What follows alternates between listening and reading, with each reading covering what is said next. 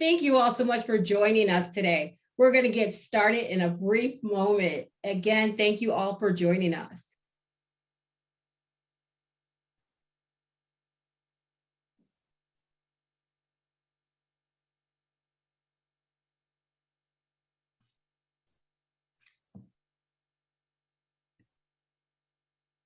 Thank you all so much for joining us today.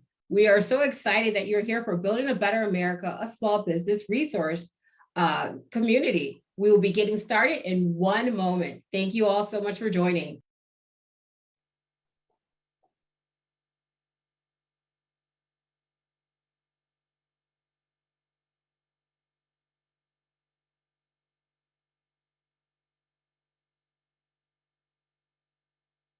And we are just waiting for a few more individuals to come join us. So we will get started shortly. Thank you guys all for coming.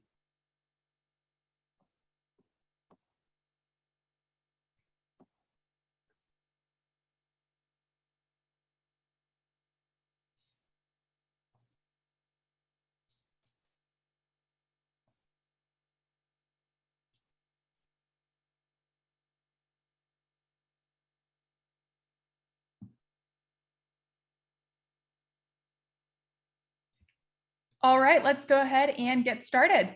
So this is Building a Better America, small business resource community. I am just going to go over a few housekeeping items for everyone. If you do have a question, please type it into the Q&A. And the U.S. Small Business Administration does not endorse Public-Private Strategies Institute. This session is being live streamed and recording. And then another thing that we like to flag with everyone is to not share any personal information in the Q&A function. We're all ready to go. Hi, my name is Renee Johnson, and I am a senior advisor here at Public-Private Strategies Institute. We're so excited to have you here today. We have an amazing community small business resource webinar to present for you today. And our goal today and across the series of the events is to connect small businesses with critical resources and information about the Biden-Harris administration's policy agenda, including how the Inflation Reduction, Bipartisan Infrastructure Laws, and American Rescue Plan create opportunities for small businesses. Let's go to the next slide, please. In particular today, we're celebrating Hispanic Heritage Month and hearing from C. Leroy Cavazos Reyna, Vice President of Government and International Affairs of USHCC, the amazing Dre Rodriguez Miller, who's the Director of U.S. Assisted Delivery, SBSEG Customer Success at Intuit, and Christina Hales of the Small Business Administration. We'll also cover resources available in the U.S. Small Business Administration and what resources Intuit has for you to help with your businesses thrive. So now allow me to introduce to you a person from Intuit. Dre Rodriguez Miller is the Director of U.S. Assisted Support for, let's go to the next slide. Dre Rodriguez Miller is the Director of U.S. Assisted Support for the Small Business and Self-Employed Group at Intuit. Dre oversees the delivery of help on demand for QuickBooks customers and the delivery of value-added services that assist customers achieve the benefits of QuickBooks products and services. Dre is the global chair for the Intuit Latino Employee Network, which has active chapters in the United States, Mexico, and Europe. Dre has been with Intuit for over 20 years and led organizations across both QuickBooks and TurboTax ecosystems. Dre received her Bachelor's of Business Management from the University of Phoenix. She holds 3 U.S. patents related to continuous improvement and operational efficiency systems, and has authored an article published in the Journal of Business Forecasting, as well as presented at several conferences on operational continuity and forecasting best practices. Dre has represented Intuit at the Congressional Hispanic Caucus Institute's 2020 Tech Summit on FinTech for an Equitable Future. And with that, I bring to you Dre Rodriguez Miller. Thank you, Renee, and good afternoon. I am Dre Rodriguez Miller, the Director of U.S. Assisted Support for Intuit QuickBooks, a trusted partner of small businesses, helping customers simplify the financial complexities of managing their businesses and to achieve success for more than 25 years. We began by helping small businesses manage their books and grew into a platform that helps them get paid fast, manage capital, and pay employees with confidence. In addition to my role as in QuickBooks, I do have the honor of being the global chair for our Intuit Latinos Renee. Network, one of our employee groups at Intuit. And I'm delighted to be with you today on the eve of Hispanic Heritage I Month. don't know how, it's not, To talk about the power of entrepreneurship and in the Hispanic community and how Intuit can help accelerate small businesses on their journey. The data tells us that over the past 10 years, Latino-owned businesses have started at a faster rate than other groups. In fact, the number of employees at Latino-owned businesses has grown 55% since 2007, compared to 8% for non-Hispanic-owned businesses. And according to the Small Business Administration, Hispanic employer businesses employ about 1 million workers with more than 100 billion in annual payroll. The number of Hispanic-owned businesses that employ at least one employee in addition to the owner increased by about 14% between 2012 and 2017, more than twice the national average. In the decade preceding the pandemic, the number of Hispanic businesses owners increased 34%, compared to an increase of just 1% among non-Hispanic business owners. And in 2022, up to 4 million Latino workers have signaled that they are considering starting their own business, according to QuickBooks Commission research. The move is in a reaction to inflation's impact on income, and the internet is making it much easier than ever for people to go it alone. Despite all of this growth, we still see disparities in how Latino-owned businesses were able to raise capital during the pandemic. For example, while Latino-owned businesses generally pose similar credit risks as non-Hispanic-owned businesses, they are more likely to be asked by financial institutions to provide collateral and personal guarantees. At Intuit QuickBooks, we know that small businesses are always up against time. Innovations that save them time and create efficiencies in their business are the most beneficial to the segment of customers. Tools which allow businesses to get smarter and to leverage their financial data to better understand their books, find new customers, and predict cash flow are some of the most exciting innovations from a small business lens. And still, one of the biggest pain points for small businesses is to get capital. Only 1 in 4 small businesses are able to get the funding that they need. The process is long and difficult, and the interest rates are high. Worse, banks often won't lend to firms with less than 2 years of existence and don't have $250,000 in revenue. This can be a make or break issue for businesses trying to survive and grow. We at Intuit are constantly putting our customers at the center of our innovation. And after 2008, our team learned that at any point in time, 60% of our QuickBooks users are looking for financing. Oftentimes, their needs are not met through traditional sources. So Intuit launched QuickBooks Marketplace to help small businesses find the financing their businesses needed to thrive. For some businesses, this can mean funding growth opportunities. For others, it's smoothing out a bump in cash flow due to seasonality. Historically, QuickBooks Marketplace functioned as a matchmaking platform that matched our 7 million QuickBooks customers to finance providers across the nation. And yet we realized there were still areas in which small businesses aren't receiving the capital that they need. When we saw there was an opportunity to create a seamless process from start to finish, as these small businesses were applying for financing, we also believed that there was a price point for financing across the industry still were too high, especially for minority-owned firms. So we created QuickBooks Capital, our direct lending business. We think Hispanic businesses continue to be underserved when it comes to accessing funding to sustain operations, invest in their growth, and overall to thrive. With a unique view into a business's financial health, QuickBooks Capital makes it easier for all small businesses to access capital to support and grow their businesses. QuickBooks Capital has made it easier for underserved small businesses to obtain funding by automating access to additional funds while eliminating most of the application process associated with traditional lenders or banks. Many QuickBooks customers are also typically underserved by traditional lenders and banks because they have been in business for less than 2 years, and therefore they lack the revenue or credit history to gain access to the capital they need. Nearly 60% of the customers that we've served with QuickBooks Capital would not qualify for a loan elsewhere.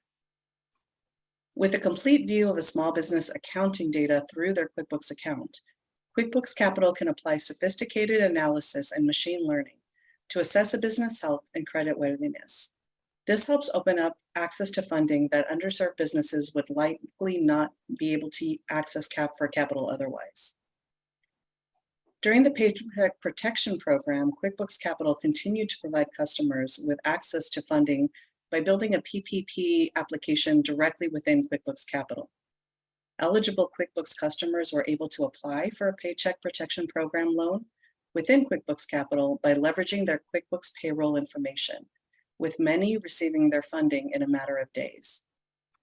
In 2020 and 2021, QuickBooks Capital facilitated more than $1.4 billion in PPP loans to approximately 40,000 small businesses, with an average loan amount of nearly $38,000, keeping over 220,000 employees on payroll.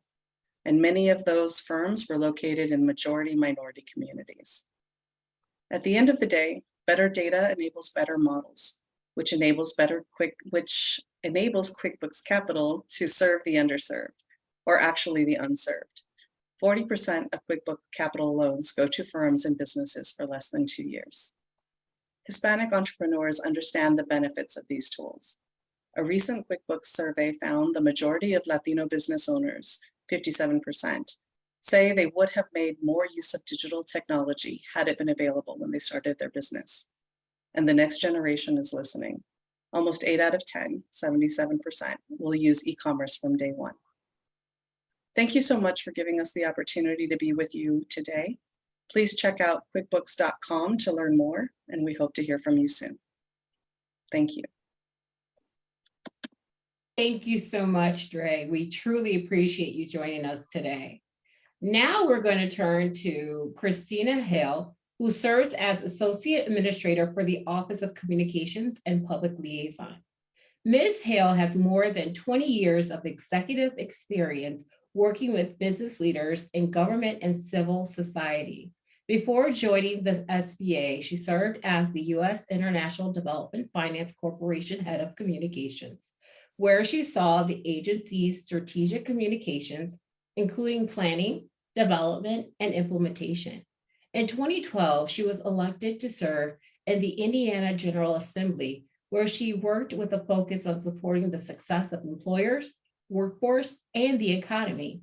She has led teams, projects, and offices throughout the United States and several countries in Europe and Asia Pacific.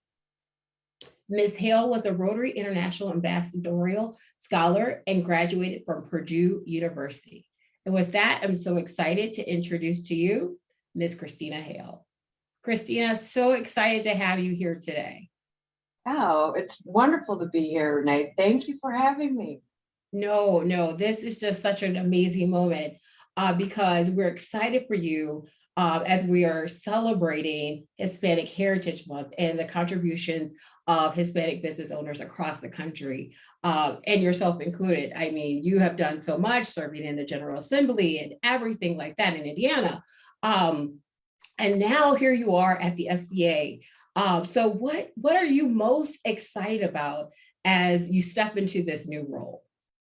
Well, first, I just have to say thank you, PPSI. We just value our relationship a great deal. And what you're doing right now, hosting us, getting the word out, talking to people live where they are is key to connecting. And we find too, entrepreneurs just need those early connections to take that first step, spark that idea, and that's where success really gets teed up.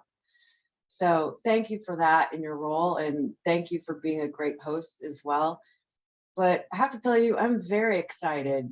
It's Hispanic Heritage Month, which is near and dear to my heart as a Cuban American and as the granddaughter of a Hispanic entrepreneur, a woman, and somebody who came to this country with nothing, an orphan, just her sisters and her brother and the clothes on their backs, and seeing people like my grandma be able to achieve the American dream. That's why we're all here. What excites me the most is getting to be a part of helping to drive that for Americans all over this country. You know, this is the story of so many, and the data are so very clear. We all know that the jobs of tomorrow are coming from the engine that is small business. We know those are going to be the employers, the opportunity, the paychecks, the promotions, all of those wonderful things that we as Americans have learned really is our pathway forward to success.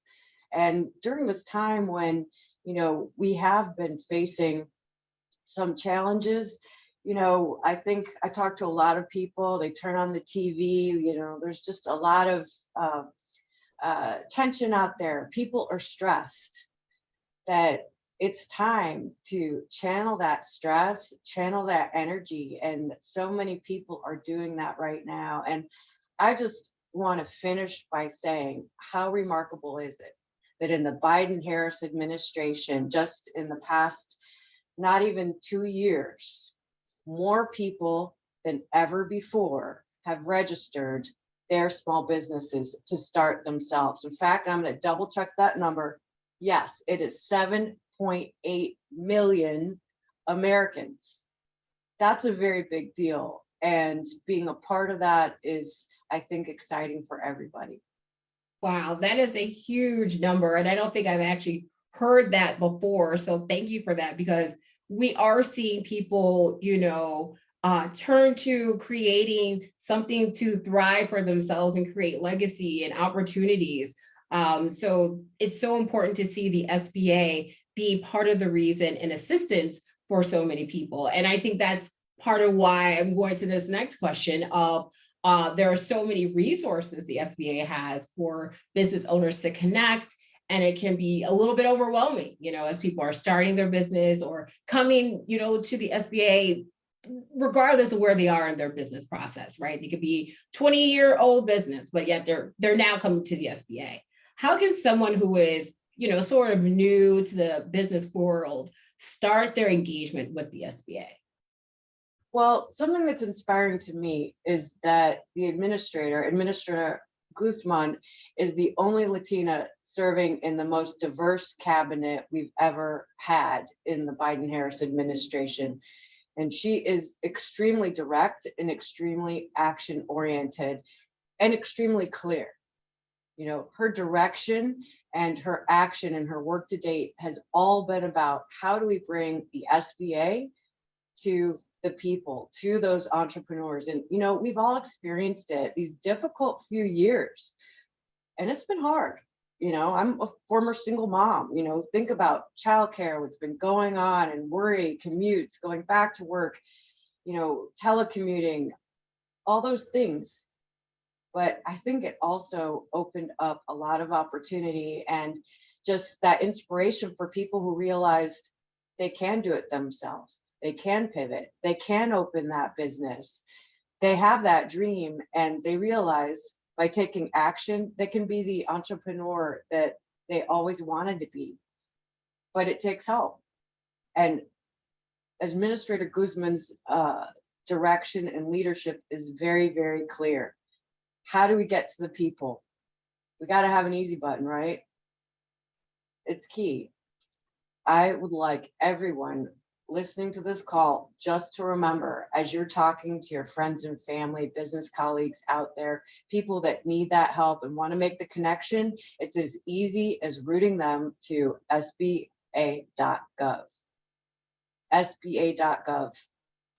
Right there, you will find at your fingertips all the different kinds of help. And entrepreneurs need a lot of help. You need help registering your business. How do I open those bank accounts? How do I draw up my strategic plan?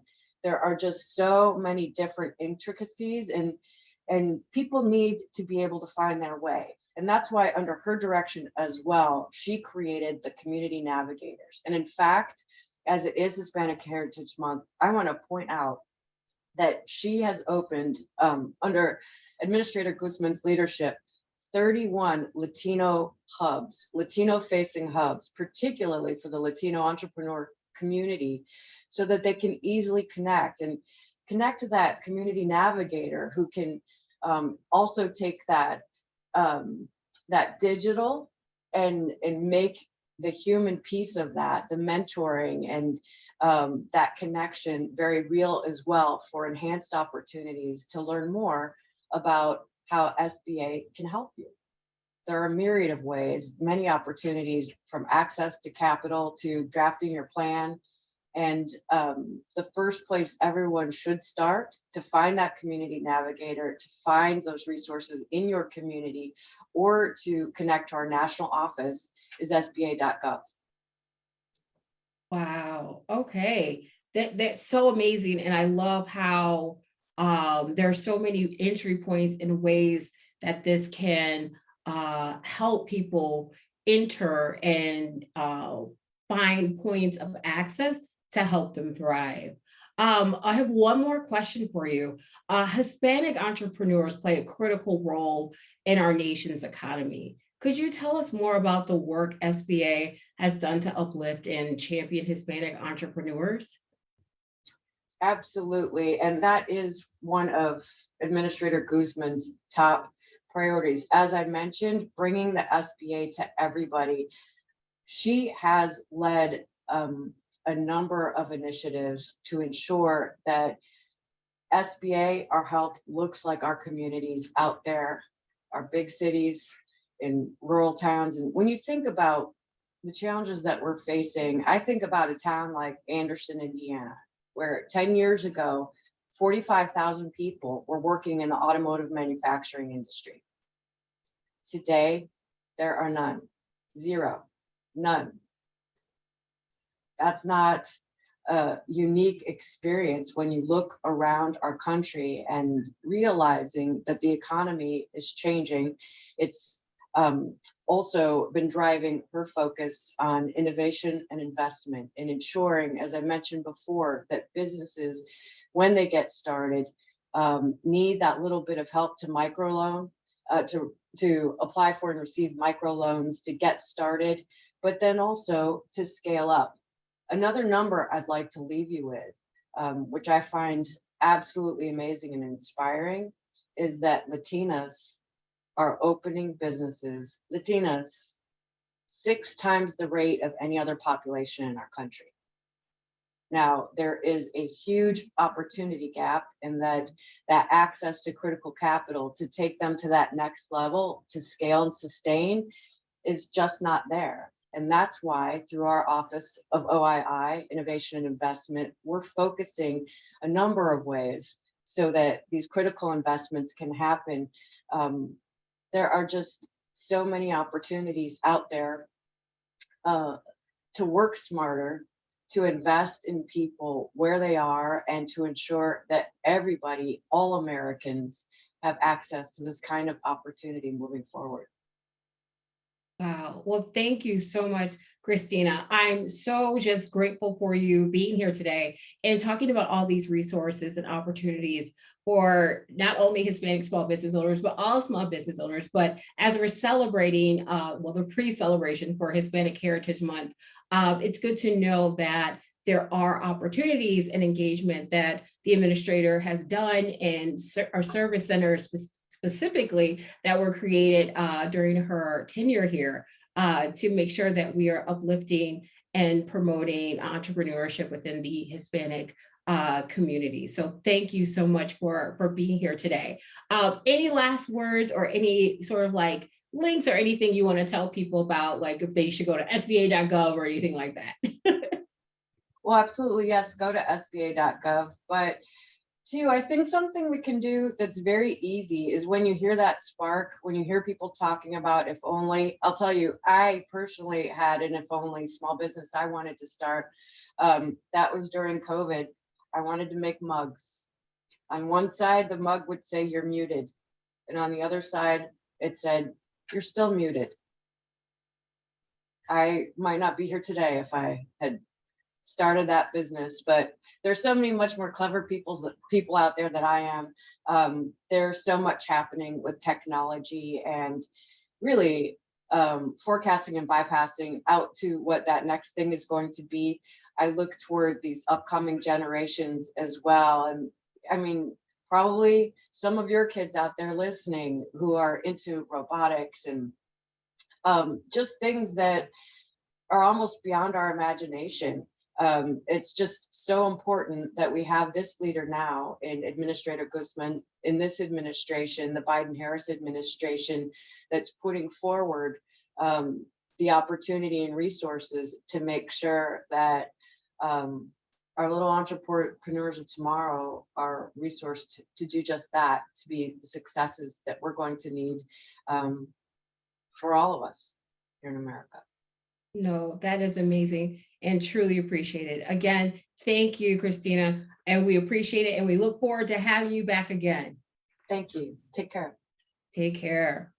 Well, now we're going to move on to some more resources that we would love to share with you about what's been going on and how you can take advantage. So let's go on to the next slide. So we're going to talk about the Inflation Reduction Law. We're going to talk about the Bipartisan Infrastructure Law, American Rescue Plan, Paid Family Leave, and Made in America. Let's go to the next slide. The Inflation Reduction Act. On Tuesday, August 16, 2022, President Biden signed into law the Inflation Reduction Act, also known as the IRA, which will lower costs for small businesses and working families.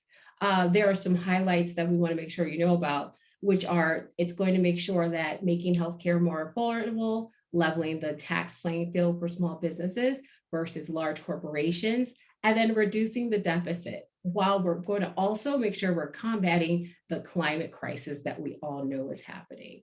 Let's go to the next slide.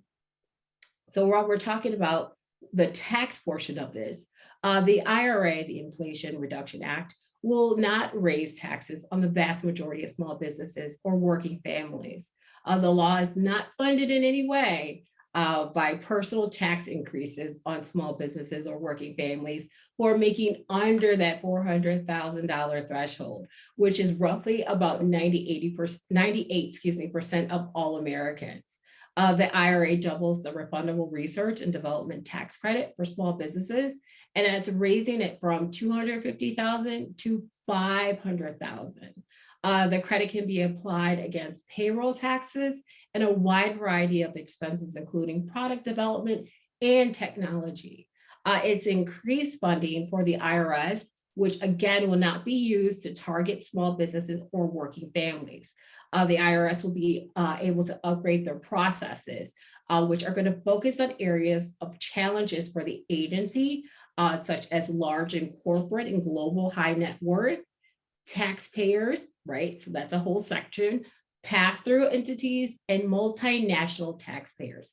Again, the IRS has already made a promise that the investment of these enforcement resources will not be designed around the Department of Treasury's directive that will not impact small businesses that are under $400,000. And again, that is roughly about 98% of all Americans. Let's go to the next slide. The healthcare portion of the IRA will make prescription drugs more affordable without hurting innovation. A recent survey found more than 80% of small business owners support allowing Medicare to negotiate prescription drug prices, capping out out-of-pocket drug costs for seniors at $2,000 and ensuring affordable care premiums are affordable for families and their businesses. The IRA will provide a 3-year extension, which is going to go through 2025, of enhanced subsidies for small business owners who are buying their own health coverage on the Affordable Care Act marketplace. This is meaning that it's going to extend temporary subsidies, preventing out-of-pocket premium payments from rising across the board, which would happen next year for virtually all 13 million subsidized enrollees. The marketplace subsidies are still in place when the Medicaid maintenance of eligibility, also known as like the MOE, ends. Many people who are disenrolled from Medicaid could find similarly low cost coverage on the ACA marketplace. Again, this is allowing Medicare to start negotiating their price of some prescription drug prices beginning in 2026 and capping Medicare Part D out-of-pocket costs as well. And that will start in 2025.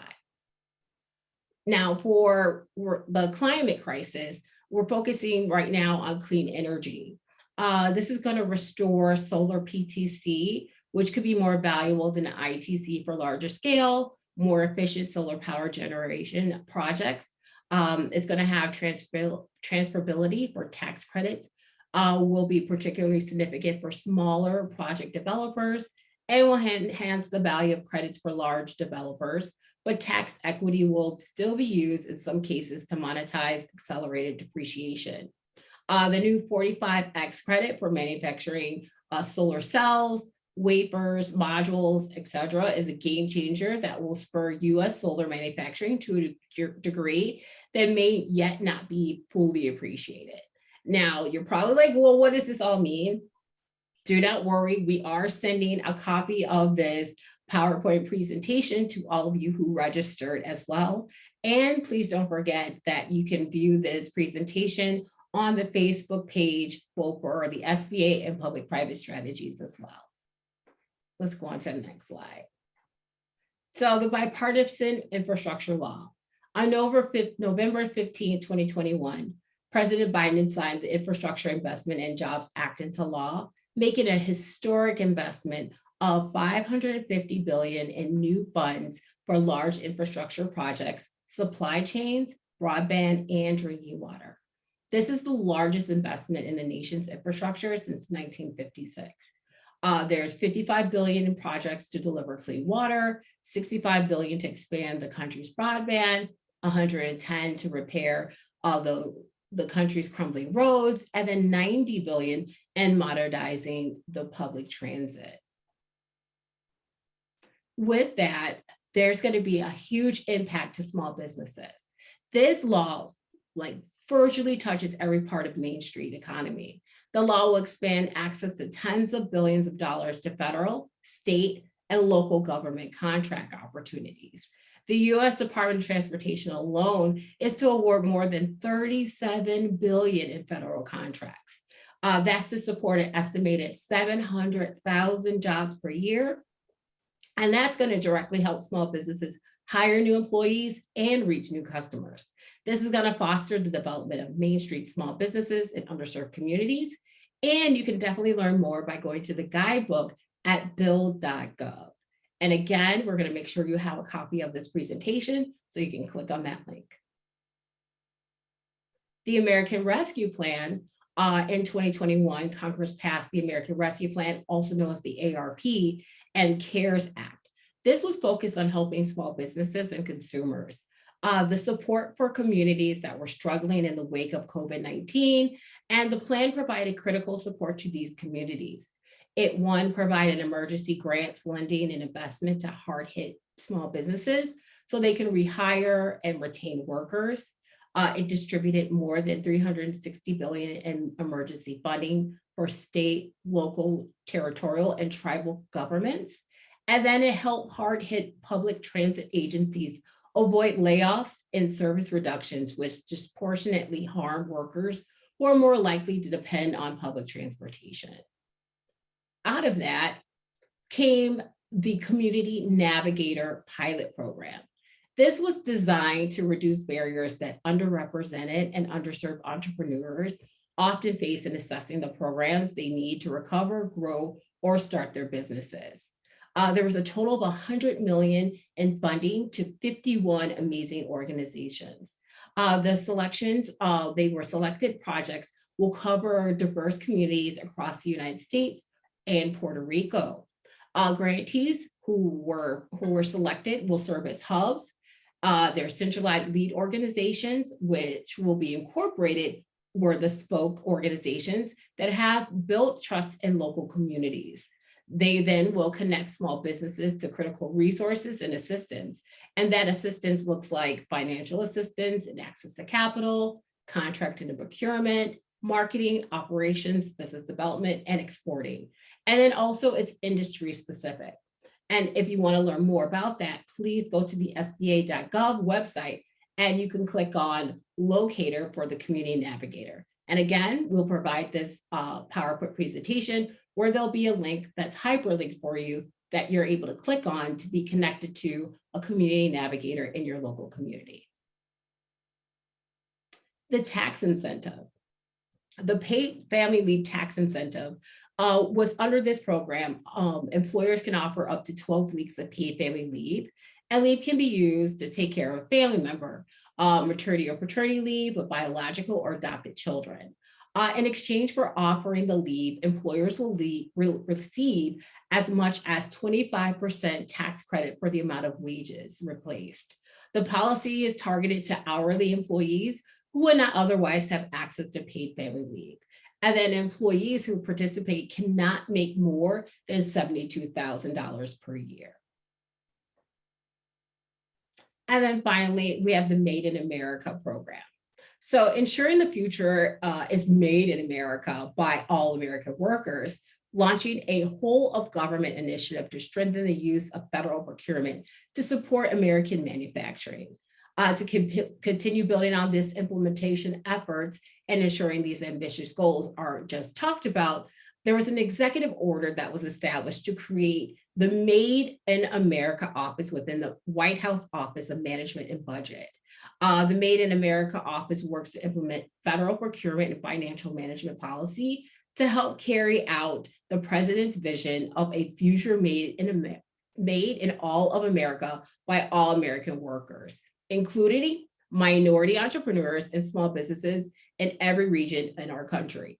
And to learn more, you could go to the madeinamerica.gov website.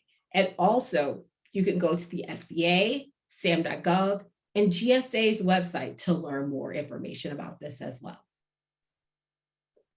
Now, updates you should know about COVID-19 and becoming a vaccination small business leader in your community. So updates you should know. The United States continues to experience several waves of the pandemic since 2020. We expect more waves to continue. To learn more, the White House has a website devoted to this where you can stay tuned and up to date. Go to whitehouse.gov/COVID plan. Let's go to the next slide.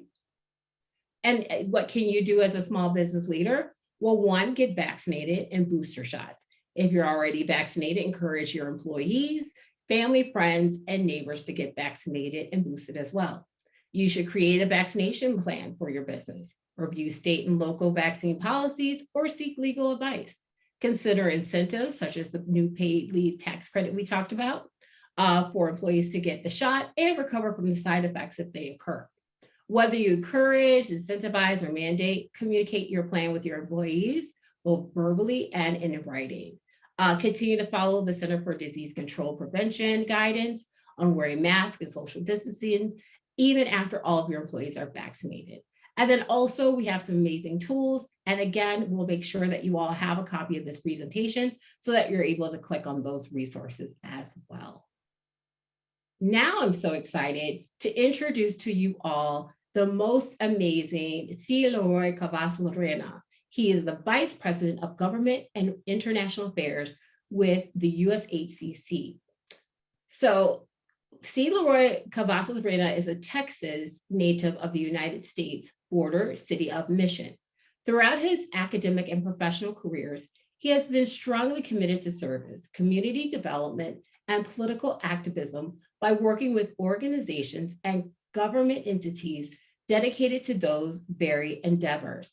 Most recently, he worked at Coca-Cola Southwest Beverages, a company of Accra Continental headquartered in Dallas, Texas, Monterrey, Nuevo Leon, Mexico, as their senior manager of public affairs and communications, where he oversaw public engagement and community relations. A graduate of University of Texas, Rio Grande Valley, formerly UT Pan American, he holds a master's in public administration, a Bachelor's of Arts in Communication with an emphasis in journalism, advertising, and public relations, as well as a degree in Spanish with an emphasis in literature and history of Spain.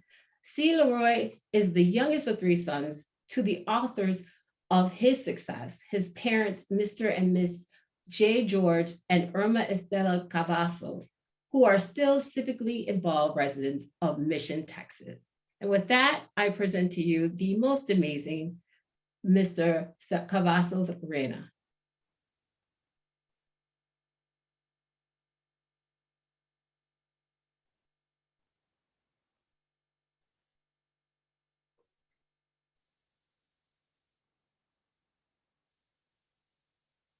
Oh, we can't hear you.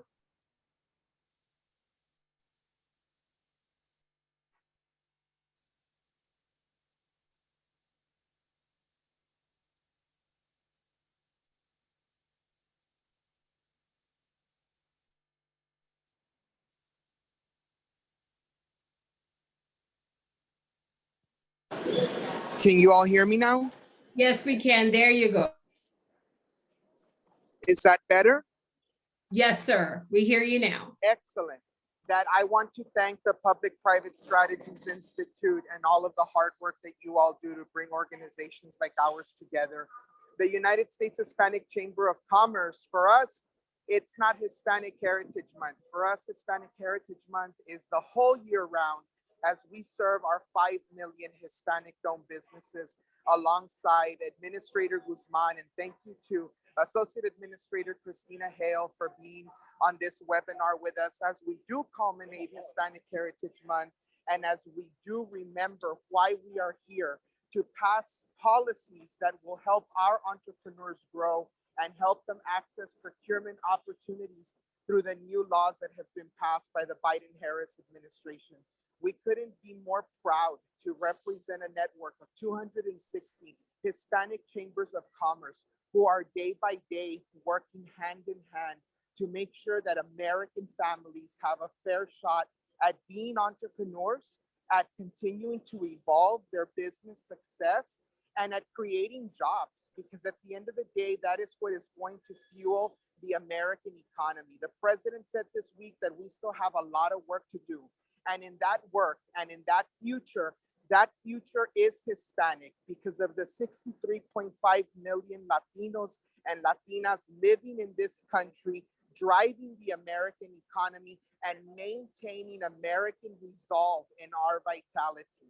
So I tell all of you today on this webinar to continue to stand by the Small Business Administration, organizations like Chambers of Commerce and technical assistance groups in your communities to pledge forward as we come out of the COVID-19 pandemic and this mini recession that we've seen. It's not a dark place. There is light at the end of the tunnel. And we've been seeing that day in and day out for the last 90 days as gas prices have dropped in this country. And as we continue to pledge forward to provide our entrepreneurs the necessary tools that they need from the SBA and organizations like the Public-Private Strategy Institute and the United States Hispanic Chamber of Commerce to continue our goal to thrive in America.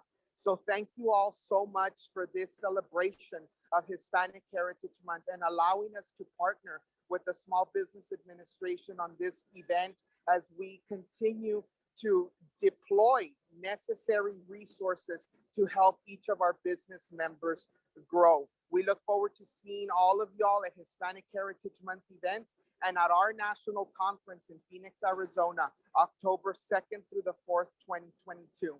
Thank you so much again to the SBA and to the Public-Private Strategies Institute.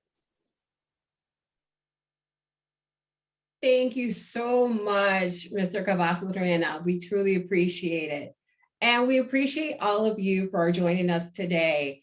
As you know, this is a bi-weekly webinar series, and so the next one will be in 2 weeks.